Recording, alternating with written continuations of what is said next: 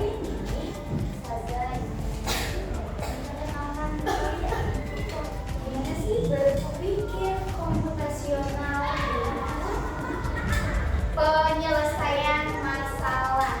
Nah sebelumnya Ustazah mau tanya, hari ini ada yang gak masuk gak? Oke, satu orang yang gak hadir ya? Oke, kita doakan semoga cepat sehat. Oke ya.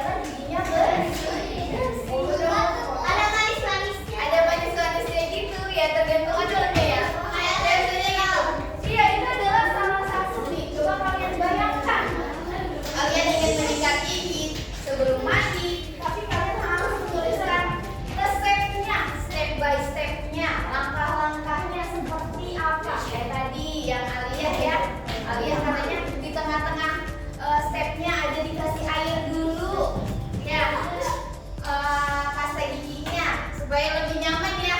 Oh, Pas lagi kaki seret oh gitu. Iya, mungkin ada step lain yang beda juga. Boleh? Mhm.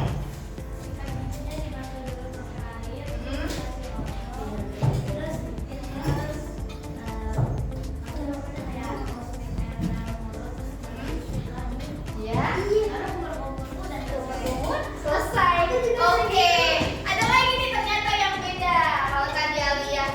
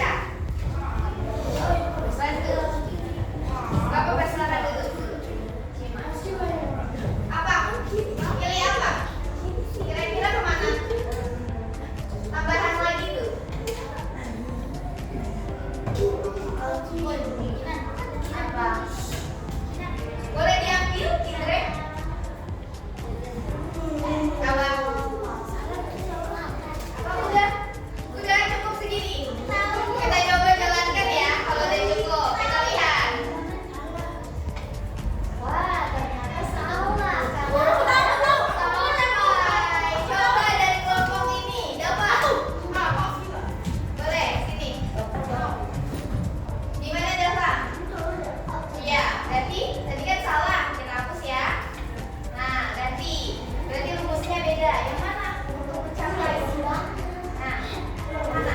Iya, betul. Atas. Kemudian coba, kita coba dulu ya. Gak apa-apa, kita coba dulu. Kita jalankan. 3, 2, 1. Jawaban salah. Oke, dari kelompok sini. Boleh rekam.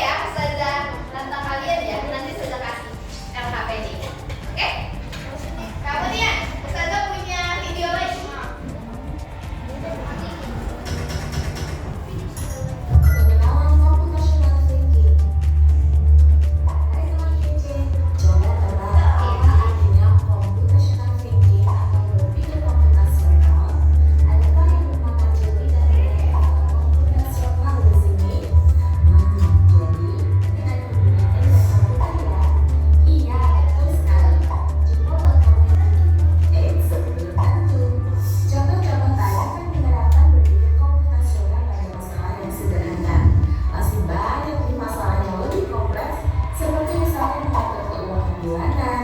Apa yang harus dilakukan kalau kamu tersisa di tempat baru dengan memilih jurusan dan karir. Lalu yang lebih penting lagi, ketika kamu dewasa nanti, kamu akan menghadapi era isu keempat dan kelima. Di sini kamu perlu kecakapan untuk memanfaatkan dunia digital, mulai dari mencari dan memilah informasi yang telah terkumpulkan, hingga menggunakan informasi itu untuk membuat keputusan penting dalam hidupmu. Menghadapi masalah kompleks pikiran masa sekarang dan masa depan ini mirip seperti merencanakan coding yang sudah dibahas sebelumnya. Kuncinya adalah mengenai masalah dengan tuntas dan mencari cara menyelesaikan yang efektif dan efisien. Nah, kalau ini bagaimana Anda bisa menjadi komputasional? Sekarang kita bahas. Dekomposisi artinya membagi masalah kompleks ke bagian yang lebih kecil agar menjadi selesai.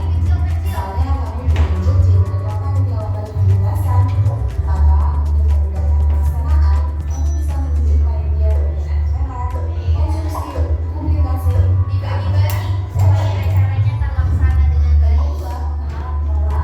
Artinya mencari kesamaan dan pola di antara bagian-bagian masalah kompleks yang sudah dipecah. Misalnya kamu tidak melupa dan menyimpan jemuran di rumah, maka kamu perlu bisa mengenali jemuran ayah, ibu, Ini pengenalan pola loh, ternyata kita berpikir komputasional. dan lainnya. Ini karena jemuran-jemuran itu perlu disimpan di tempat yang berbeda. Yang ketiga, abstraksi. Artinya fokus pada informasi yang penting saja, mengabaikan bentuk yang tidak diperlukan. Misalnya kamu hendak menceritakan pengalamanmu berwisata ke luar kota. Tentunya kamu mengalami banyak hal dan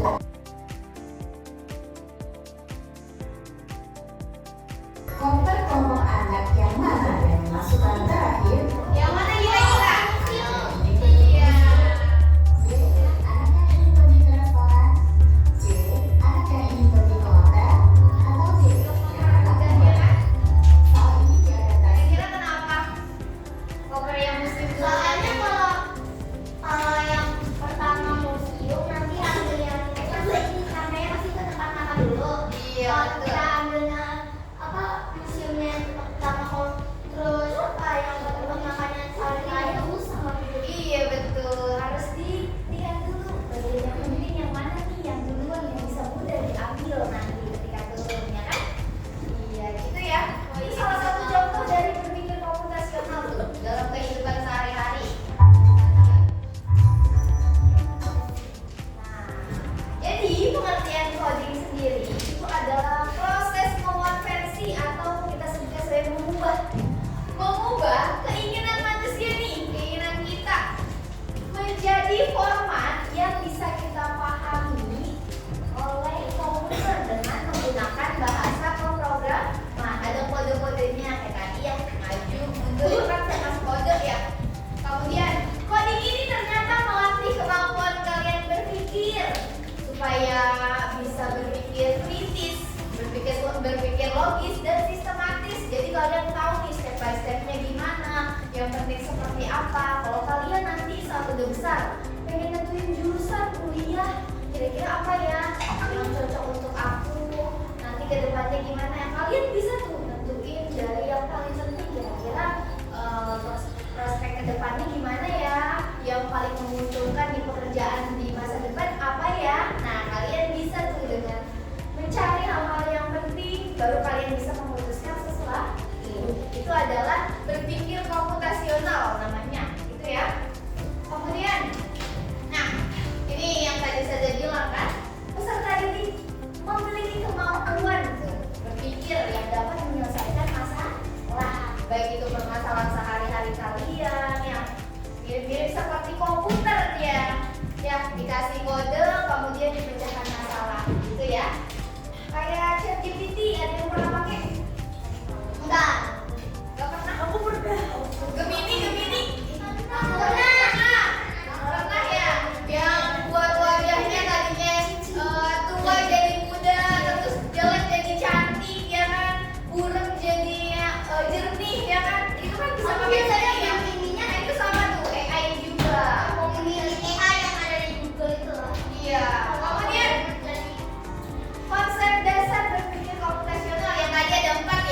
dekomposisi, pola, abstraksi, dan juga algoritma. Ingat ya? Kemudian, nah sekarang Ustazah punya LKPD ya. Latihan untuk kalian di sini dulu nih. Ustazah akan berikan ini itu masing-masing kelompok. Lagi ya, satu-satu. Iya. Ini untuk satu kelompok ya. Perhatikan di sini. Lihat, lihat dulu sama-sama. Silakan. Di sini adalah permainan kartu kode.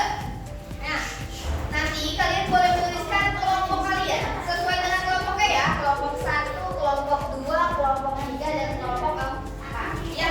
Kemudian di sini nanti Ustazah akan memberikan kartu untuk kalian. Kartu maju, belok kiri, belok kanan, kemudian mundur. Ya, perhatikan di situ. Dan nanti kalian akan membuat langkah-langkah untuk menyelesaikan misinya. Coba lihat di baliknya. Nah, di lembar selanjutnya sudah dilihat? Coba lembar selanjutnya dibuka. Sudah? Di sini kan ada grid nih ya. Ada kotak-kotak. 5 ke atas. 5 ke samping, 5 ke atas ya. Kemudian, nah, ini silakan kalian coba pikirkan strateginya seperti apa untuk mencapai misinya. Coba lihat di paling bawah. Ada keterangannya kan? Kartu misi. Itu ada 1, 2, 3, 4. Berarti kelompok 1 misinya adalah pulang ke rumah teman. Nah, kelompok 2 misinya adalah siram tanaman. Kelompok 3 misinya adalah antar pesanan. Kelompok 4 misinya adalah jemput adik. Ya, lihat di paling bawah. Sudah kan? Nah, di situ kalian punya misi untuk yang pertama, pulang ke rumah teman. Kalian bisa bantu anak atau robotnya untuk menuju rumah tanpa menabrak pohon atau mobil. Nanti saja kasih mobil dan pohonnya juga itu di salah satu jalan kalian. Kira-kira supaya tidak nabrak dan sampai di finish itu kira-kira gimana? Silakan tuliskan dengan kode-kode ini. Bisa maju, bisa mundur, bisa belok kiri, bisa belok kanan. Ya, silakan boleh dibuat ya.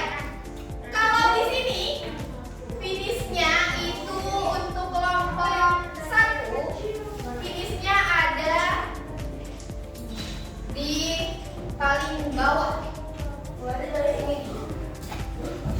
Mulainya dari atas. Ya. Ya. Sudah? Dan di sampingnya samping finish